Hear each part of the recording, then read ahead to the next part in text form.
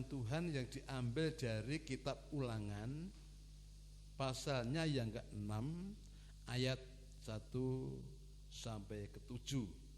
Saya akan bacakan untuk kita semuanya. Ulangan basa Jawa ini pangan jaring toret pasalnya yang ke-6 ayatnya yang ke-1 sampai 7. Demikian firman Allah. Inilah perintah, yakni ketetapan dan peraturan yang aku ajarkan kepadamu atas perintah Tuhan Allahmu, untuk dilakukan di negeri kemana kamu pergi untuk mendudukinya, supaya seumur hidupmu engkau dan anak cucumu takut akan Tuhan Allahmu, dan berpegang pada segala ketetapan dan perintahnya yang kusampaikan kepadamu, dan supaya lanjut umurmu. 3. Maka dengarlah hai orang Israel, lakukanlah itu dengan setia, supaya baik keadaanmu dan supaya kamu menjadi sangat banyak, seperti yang dijanjikan Tuhan Allah nenek moyangmu kepadamu di suatu negeri yang berlimpah-limpah susu dan madunya. Dengarlah hai orang Israel, Tuhan itu Allah kita, Tuhan itu Esa. Kasihilah Tuhan Allahmu dengan segenap hatimu dan dengan segenap jiwamu dan dengan segenap kekuatanmu. Apa yang kau perintahkan kepadamu pada hari ini haruslah engkau perhatikan, haruslah engkau mengajarkannya berulang-ulang kepada anak-anakmu dan membicarakan apabila engkau duduk di rumahmu, apabila engkau sedang dalam perjalanan, apabila engkau berbaring, dan apabila engkau bangun. Puji Tuhan. Firman Allah pada pagi hari dengan judul takut akan Tuhan. Kalau bahasa Jawanya wedi asih dumateng Gusti. Wedi asih dumateng Gusti. Ini kalau dalam perjanjian lama ini diperintahkan kepada bangsa Israel. Waktu bangsa Israel keluar dari tanah Mesir menuju kepada tanah Kanaan. Tanah Kanaan yang dikatakan yang penuh melimpah susu dan madunya. Namun firman Allah mengatakan bahwa dalam perjalanan dari Mesir ke tanah Kanaan itu memang banyak persoalan, banyak tempat yang tidak mengenakan. Namun di sini dikatakan oleh firman Allah supaya orang-orang percaya itu mengerjakan. Karena apa? Bangsa Israel nanti setelah sampai Kanaan bukan berarti sampai sana lantas mengunduh panenan atau mengendapkan sesuatu yang besar. Itu tidak. Nanti perjalanannya dari Mesir ke Kanaan itu setelah sampai Kanaan, di sana itu harus bisa pertama kali membersihkan seperti batu-batu, duri-duri, pokoknya apa-apa yang menghalangi sehingga tanah itu tidak subur, itu harus dihilangkan. Seperti ada batunya, ada bongkot-bongkotnya, ada durinya, ada pada-padanya, curi, harus disingkirkan semuanya. Kalau sudah dibersihkan, baru diolah tanahnya. Setelah diolah tanahnya, ditanami. Setelah ditanami, itu pun harus dikerjakan, harus digarap. Nah, setelah itu baru mendapatkan hasil panennya. Bukan berarti sampai di Kanaan lantas panen, bukan, harus dikerjakan dahulu. Termasuk dalam kitab Filipi, Paulus menulis bahwa kerjakanlah keselamatanmu itu dengan takut akan Tuhan, dengan gentar. Jadi kita mengerjakan keselamatan itu bukan berarti kita menjadi orang percaya, yang penting aku wis percaya, ya wis, engko napa keselamatan, napa berkat, boten. Keselamatan itu harus dikerjakan, harus dikerjakan dengan tulus, dengan tekun, dengan setia. Itulah yang akan mendatangkan berkat-berkat yang luar biasa. Harus dikerjakan, harus digarap untuk keselamatannya daripada Bapak itu. Nah, yang kita baca pada pagi hari ini pesan dari Tuhan kepada bangsa Israel itu berlaku bukan hanya pada zaman dahulu, juga berlaku pada zaman sekarang kepada Bapak Ibu dan saya. Itu pesan dari Allah supaya kita apa? Memiliki hati yaitu takut akan Tuhan. Yuk katakan bersama-sama. Takut akan Tuhan. Nah, ini sebetulnya apa? Yang dimana takut akan Allah. Takut akan Tuhan ini bagaimana toh? Apa sembunyi tidak mau menongol oleh karena takut dengan Tuhan? Apa begitu? Salah. Takut kepada Tuhan itu beda dengan takut kepada anjing atau singa. Nek takut kepada anjing, singa, buaya, binatang buas, kita tidak mau menjumpainya karena apa? Bahaya. Tapi kalau kita takut kepada Tuhan, takut akan Allah, justru kita ini malah semakin mendekat kepada Tuhan. Bukan hanya mendekat, kita akan tunduk apa-apa yang menjadi perintah atau dawuh, kita akan taati sebab kita takut akan Allah. Tapi apa yang dilarang oleh Tuhan ya tidak akan melakukannya. Kita akan baca. Sebetulnya apa toh takut akan Allah itu? Kita akan baca. Nanti firman Allah memberikan penjelasan kepada kita. Amsal 8 ayat yang ke-13. Amsal 8 ayat yang ke-13. Ayo dibaca. Amsal yang ke-8 ayat yang ke-13 dikatakan firman Allah. Ini takut akan Tuhan ialah, takut akan Allah ialah. Ini takut akan Allah pertama membenci kejahatan. Mari kita katakan bersama-sama. Membenci kejahatan. Jadi perbuatan jahat itu tidak kita suka, tidak kita sukai. Perbuatan jahat itu kita benci dan kita tidak mau melakukannya. Itu salah satunya adalah orang yang takut akan Allah, yaitu membenci kejahatan. Yang kedua, aku benci kepada kesombongan. Benci kepada perilaku kesombongan, tidak suka. Orang yang takut Allah tidak akan melakukan kesombongan. Karena kesombongan itu awal dari kehancuran.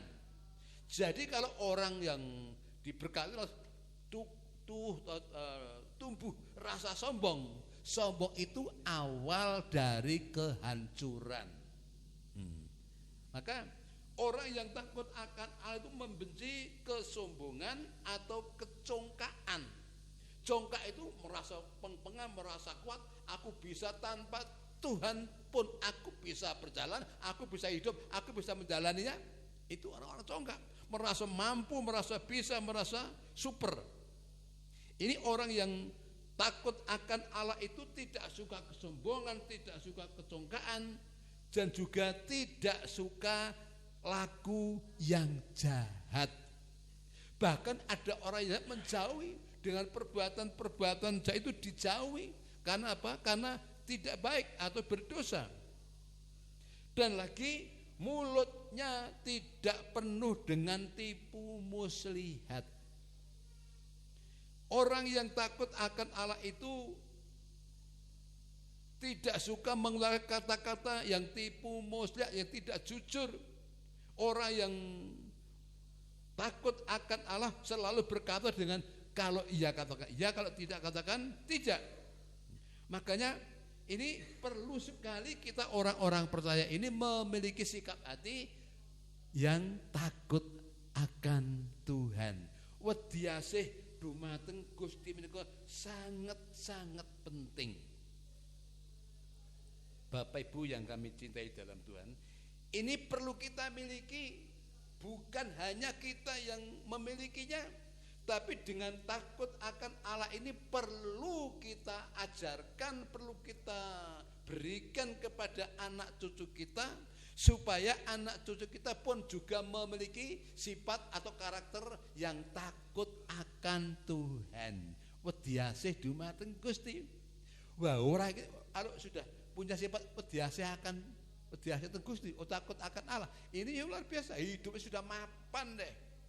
Mapan, semua benar, juga tulus, juga kudus, juga sopan santun pun juga genap. Kalau sudah memiliki sifat takut akan Allah ini, hal-hal yang tidak baik, hal-hal yang jahat, hal yang tidak benar, yang tipu muslihat itu pasti ditinggalkan, dijauhi.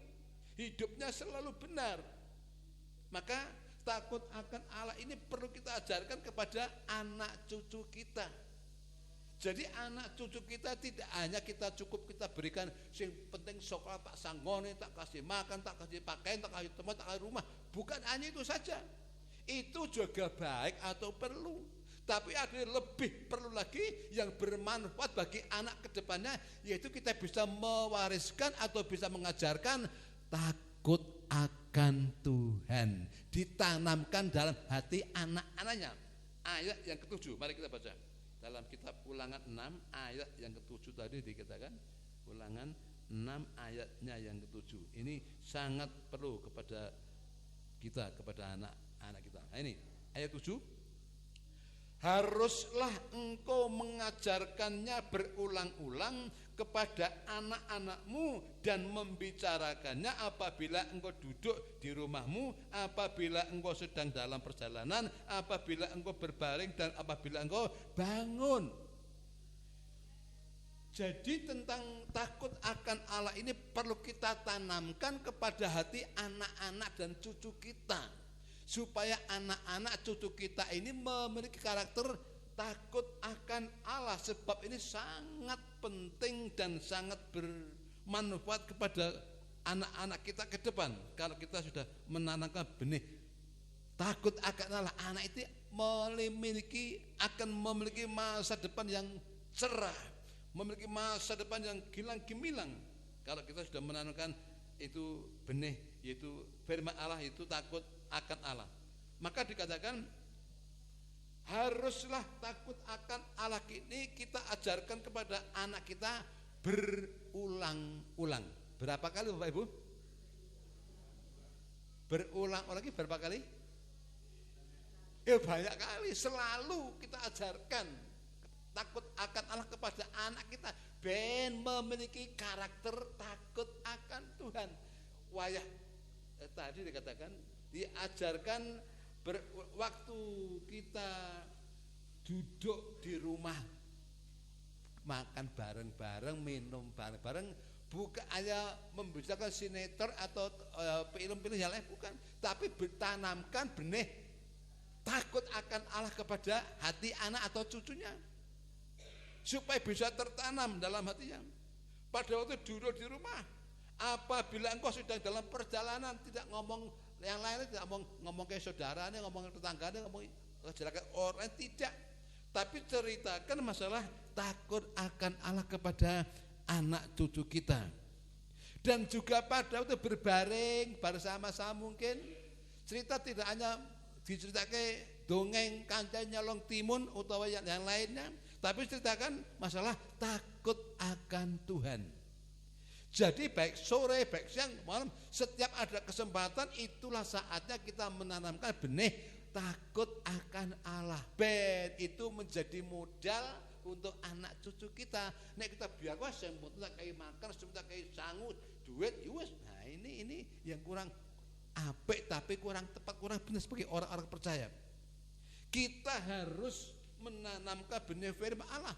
Kalau kita modali harta yang besar, tapi kalau tidak didasari hati yang takut akan Allah, dengan harta yang besar itu bisa mencelewek, bisa menggok, bisa menyimpang dari kebenaran.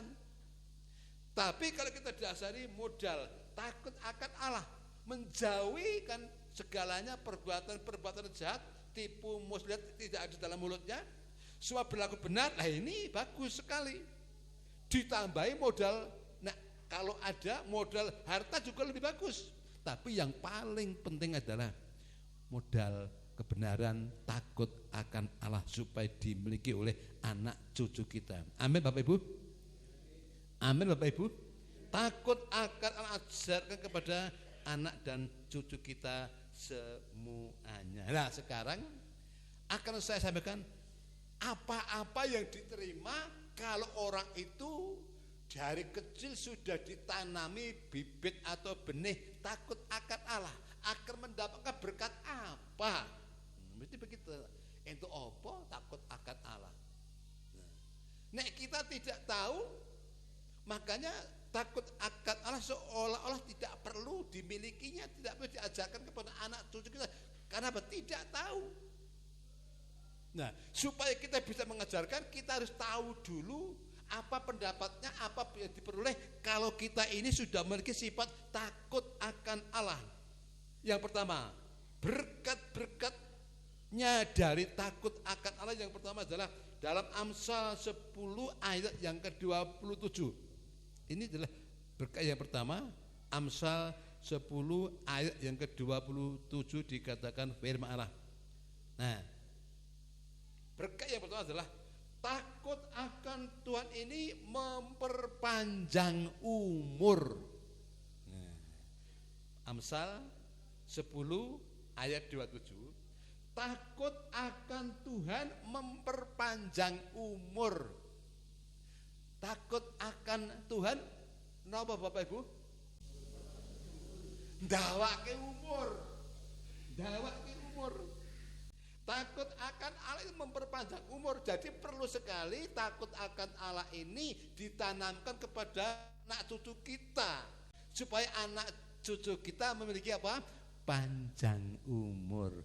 Panjang umurlah, panjang umurlah. Nah, itu di ulang tadi ada mengatakan begitu, jadi begitu. Nah, takut akan Allah itu memperpanjang umur. Nah, ini ada kata. Tetapi tahun-tahun orang fasik diperpendek. Umure wong duraka iku dicupetke, dicelet, dikurangi. Ah, wong jahat duraka oke umure ge apa ndak mah saya rusak. Tetapi tahun-tahun orang fasik itu diperpendek. Makanya kita perlu pertama kita sendiri memiliki sifat takut akan Tuhan. Anak cucu kita perlu ditanami benih takut akan Allah, sebab takut akan Allah itu memperpanjang umur. Amin Bapak Ibu. Yang pertama, Mazmur 34 ayat yang ke-12 ini dikatakan bahwa takut akan Allah ini diberikan kepada anak-anak supaya anak-anak Tuhan ini datang kepada Tuhan, yaitu untuk menerima, yaitu ajaran takut akan Allah. Daud mengatakan firman Allah begini, marilah anak-anak, dengarlah aku. Ini kepada anak-anak. Jadi Allah itu melihat betapa pentingnya, betapa perlunya anak-anak itu diajari takut akan Allah. Ini firman Allah juga mengatakan, marilah anak-anak, dengarkanlah aku. Ini dari Daud menulis, takut akan Tuhan itu akan kuajarkan kepadamu. Takut akan Tuhan itu akan kuajarkan kepadamu supaya anak-anak mengerti tentang takut akan Allah. Juga mengerti apa akibatnya kalau sudah memiliki sifat hati takut akan Allah. Makanya anak-anak perlu diajari atau perlu belajar atau perlu mendengarkan ajaran, yaitu mengenai takut akan Tuhan. Ini yang pertama, kepada anak-anak supaya mendekat untuk mendengarkan ajaran takut akan Allah. Dan juga orang tua perlu sekali memberikan pengajaran takut akan Tuhan. Yang kedua, apa yang perlu akan diterima kalau sudah memiliki sifat takut akan Allah, yaitu Amsal 14 ayatnya yang ke-7. Ini yang kedua berkata, Amsal 14 ayatnya yang ke-7 dikata, ayatnya yang ke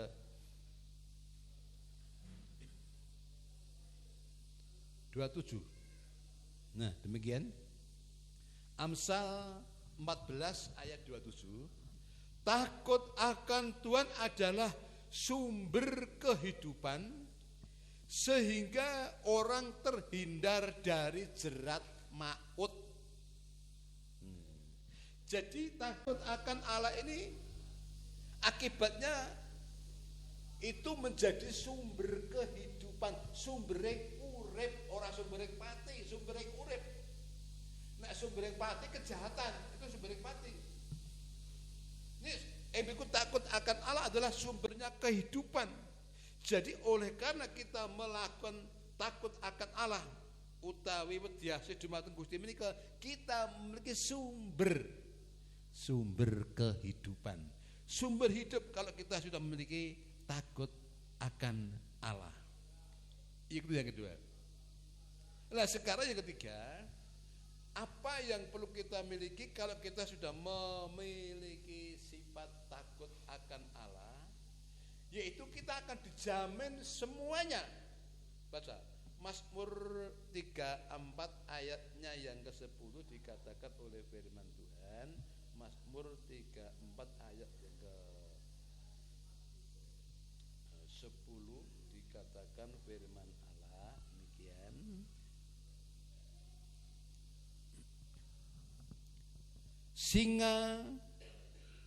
Singa muda merana kelaparan, tetapi orang-orang yang mencari Tuhan tidak kekurangan suatu apapun yang baik.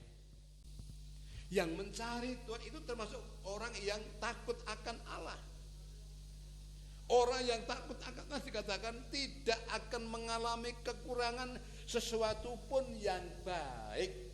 Tidak akan mengalami kekurangan hal-hal yang baik. Jadi kalau kita sudah memiliki sifat takut akan Allah, semuanya yang baik, Allah yang Maha Kuasa, Tuhan Yesus Kristus yang baik itu diberikan kepada orang-orang percaya yang memiliki sifat takut akan Tuhan. Amin Bapak Ibu. Amin Bapak Ibu. Diberikan kepada orang yang takut akan Allah. Jadi dengan takut akan Allah ini Allah memberikan SPP. Apa SPP? Sandang pangan papan, Allah menyediakannya. Jadi dunia ini diciptakan oleh Allah ini untuk siapa? Untuk orang-orang. Nah, dunia ini ya untuk orang yang baik, untuk orang fasik, orang boleh menikmatinya. Tapi Tuhan itu menyediakan bukan untuk orang yang jahat. Sekalipun orang yang jahat juga menikmati dunia ini, tapi Allah sediakan untuk orang-orang yang baik supaya dinikmati, supaya dikelola, supaya digarap dengan baik dan akhirnya mendapatkan hasil yang baik untuk orang-orang yang hidupnya itu setia dan memiliki hati sifat takut akan Allah diberikan kepadanya. Tidak akan mengalami kekurangan. Jadi orang yang benar, orang yang takut akan Allah diberkati oleh Tuhan. Makanya Daud bersaksi apa? Dulu aku muda, sekarang aku tua, tapi aku belum pernah orang benar itu ditinggalkan oleh Tuhan dan anak-anak cucunya meminta-minta roti atau bahasa kasarnya ngemis-ngemis, jaluk-jaluk, cingluk, tidak pernah. Ini kesaksiannya Daud. Jadi orang yang benar, orang yang takut akan Allah ini diberkati oleh Tuhan. Amin Bapak Ibu. Maka kebenaran yang isinya takut akan Allah ini perlu kita ajarkan kepada anak cucu kita supaya anak cucu kita ini dipelihara, diobati dan diberkati oleh Tuhan. Jangan hanya ya nek gelem ya sinawar aku ya dibiarke ya, jangan. Kita sebagai orang harus mengarahkan anak-anak supaya rajin membaca firman Tuhan. Amin Bapak Ibu. Sudah pernah ngajarke anak-anak perempuan laki ayo baca apa maca karep murah karu apa begitu? Jangan. Memang pertama-tama itu harus dipaksa, harus baca. Tapi kalau sudah biasa, nah sudah biasa berjalan sendiri. Apa sebabnya itu seolah-olah dipaksa? Karena ini berguna penting, migunani sangat penting kepada anak tersebut supaya mengerti takut akan Allah. Nah, takut akan Allah ini kalau kita sudah mengerti, kita sangat butuh. Sebab dampaknya takut akan Allah, berkat Allah sungguh luar biasa. Termasuk umur panjang, diberkati segala bidang kebaikan menyertai, juga diberkati tidak akan mengalami kekurangan, selalu tercukup semuanya. Ini perlu kita ajarkan takut akan Allah. Yang terakhir supaya kita lebih mengerti lagi mengenai takut akan Tuhan. 19 dari kitab Amsal yang ke-19 ayatnya yang ke-23 dikatakan, Amsal 19 ayatnya yang ke-23 dikatakan, Amsal 19 dikatakan, Amsal 19 ayat yang ke-23 dikatakan firman Tuhan, takut akan Allah mendatangkan hidup, maka orang bermalam dengan puas tanpa ditimpa malapetaka. Jadi orang yang memiliki sifat takut akan Allah ini dimanapun mereka ada akan mengalami hatinya itu tenang, nyaman, senang, tidak mengkhawatirkan tentang apapun juga. Dimanapun kita berada, dimanapun mereka berada, asal sudah memiliki sifat takut akan Allah, akan merasa beristirahat atau bermalam dengan puas, dengan tenang, tanpa ditimpa malapetaka. Jadi aman. Orang yang takut akan Allah ini akan mengalami aman, nyaman, dan tenang. Jadi Bapak Ibu yang kami cintai dalam Tuhan, perlu sekali kita memiliki sikap hati takut akan Allah. Dan perlu sekali kita mengajarkan kepada anak cucu kita itu takut akan Allah, supaya dipelajari, supaya orang-orang, anak-anak kita juga memiliki pengertian tentang takut akan Allah. Oleh sebab itu kita perlu ajarkan bahwa orang yang takut akan Allah itu dapat beruntung dan berhasil, dan akan apapun yang dijalani, sekalipun banyak liku-liku, banyak persoalan, banyak masalah, tapi bisa semuanya, bisa menjalaninya kalau orang yang takut akan Allah. Contohnya, saya kasih contoh saja. Mungkin sudah beberapa kali mendengar. Contohnya seperti Ayub itu. Ayub itu orangnya orang yang paling kaya di belahan timur, terkaya dunia belahan timur, bagian timur. Tapi oleh karena kekayaan itu diizinkan semua berantakan, semua diizinkan oleh Allah, digoda oleh iblis, dicobai oleh iblis, sehingga semua ternak-ternak itu habis, termasuk unta, domba, sapi, kambing dua, ribuan, ratusan sudah laudes, dibakar api atau dijarah oleh maling atau rampok, habis, total habis. Masih ditambah anaknya ya 10 mati semuanya, mati dengan bersamaan, satu waktu mati bareng. Karena apa? Ada di tempat rumah, baru pesta keluarga, diizinkan Allah, ada terjadi angin yang besar sehingga menimpa rumah yang di tempat itu untuk bermalam itu. Akhirnya rumah itu ambruk, 10 anak mati. Itu bagaimana rasanya? Ayub seperti apa perasaannya? Wes bondone entek, anake 10 mati bareng. Aduh, ini paling penderita.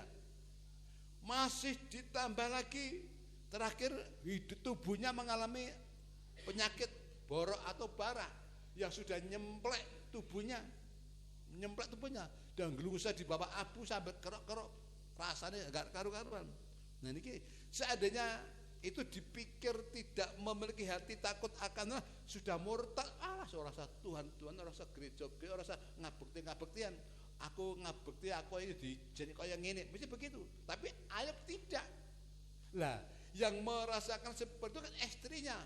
Pak, saiki kowe ngabekti setya marang Gusti, takut akan Tuhan, kudiase marang Gusti. Uripmu kaya ngono, bandamu saiki entek, anakmu juga entek, awakmu bobrok bosok kaya. Oh, saiki Gusti Allah sing tok sembah kuwi ujaten, unek-unekno, sangkalan, murtato, pindhao, ngaliyo. Niku bahasane. Estine Ayub ora duweni ati sing fleksibel, ora duweni ati sing jujur, ora duweni ati sing takut akan Allah. Kaya ngono kuwi. Nah niki atine keras atos ning Ayub sebab memiliki takut akan Tuhan. Oh, Bu, kowe kuwi ya ngerti ya. Omonganmu kuwi kaya omongane wong edan. Seperti perkataan orang gila. Apa kowe gur arep nampa sing apik tok saka Gusti Allah, nek sing elek mau nampa. Ngerti ya? Gusti Allah ki sing peparing. Gusti Allah sing mundhut. Niki perkataan yang keluar dari hati yang takut akan Allah. Perkataan yang keluar dari hati yang menyadari tentang anugerah Tuhan. Jadi apa yang dikatakan itu kata-kata yang keluar dari hati yang takut akan Allah. Maka dalam keadaan penderita sing kaya ngono, hartane ya habis, anak 10 habis, yang cakep-cakep, yang cantik habis bersamaan, awake lonyok kena penyakit gudeg, tapi dalam mulutnya tidak berdosa, tidak menuduh Allah dusta, tidak menuduh Allah tidak adil, tidak. Ayub tetap bisa menjaga ketulusan kehidupan, tetap ora tumindak dosa sakjroning ngalami sengsara kaya ngono kuwi, tetap tenang, nyaman, apik sebab atine takut akan Allah.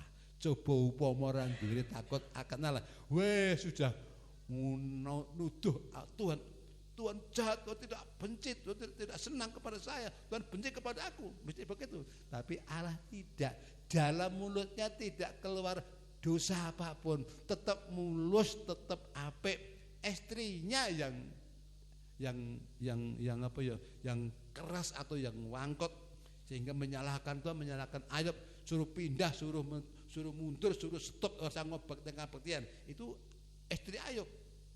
Makanya kita perlu memiliki sifat itu pediasih datang Gusti atau takut akan Allah, supaya apapun yang kita jalani, penderitaan apapun, persoalan apapun, beban apapun, supaya kita itu tetap baik, tetap utuh. Jangan sampai dengan persoalan yang kita jalani, persoalan yang kita hadapi bisa membuat kita berpikir yang berdosa atau berkata-kata apalagi berbanyak dosa. Jangan sampai. Jadi kita tetap mulus utawa utuh di hadapan Tuhan. Itu bisa kalau kita sudah memiliki hati takut akan Allah. Amin Bapak Ibu.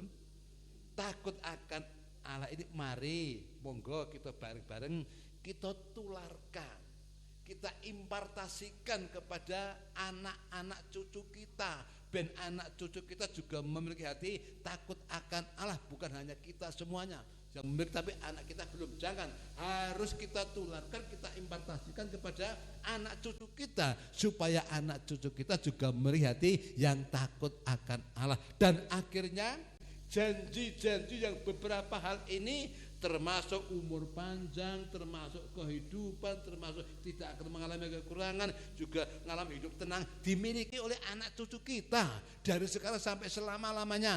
Itu dialami oleh karena memiliki hati yang takut akan Tuhan. Ayo katakan bersama-sama, milikilah hati yang takut akan Allah. Gitu, 1, 2, 3. Milikilah yang takut akan Tuhan. Haleluya. Amin. Mari kita berdoa.